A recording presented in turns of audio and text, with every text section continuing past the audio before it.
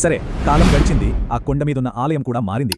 ఇప్పుడు మనం రాతి నుండి ఆత్మ వరకు సాగిన ఆ ప్రయాణాన్ని చూద్దాం. ఈ పవిత్ర స్థలం మళ్లీ పునరుజ్జీవనం పొందటం ఒక ఆధ్యాత్మిక మేల్కొల్పుకు ఎలా దారితీసిందో తెలుసుకుందాం.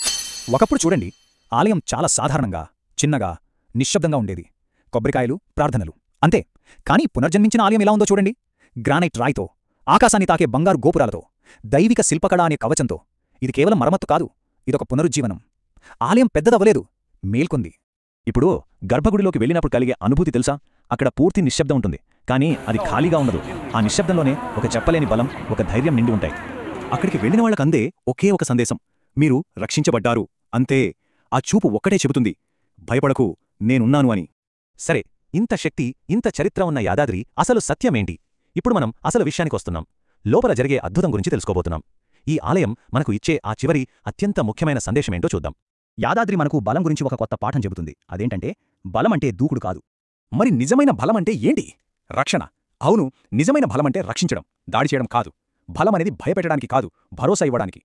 ఇక్కడ ఇంకో అద్భుతమైన విషయం ఉంది. ఒక వ్యక్తి నమస్కరించినప్పుడు వాళ్ళు చిన్నవాళ్లెవరు ఇంకా బలంగా మారతారు. ఎందుకంటే అహంకారాన్ని వదిలేసినప్పుడే అసలైన ధైర్యం లోపల్నుంచి వస్తుంది. ఇక చివరి సత్యం: యాదాద్రి అంటే కేవలం అద్భుతాల కోసం వెళ్లే ప్రదేశం కాదు, అది అంతకు మించింది. మరి అసలైన అద్భుతమేంటి?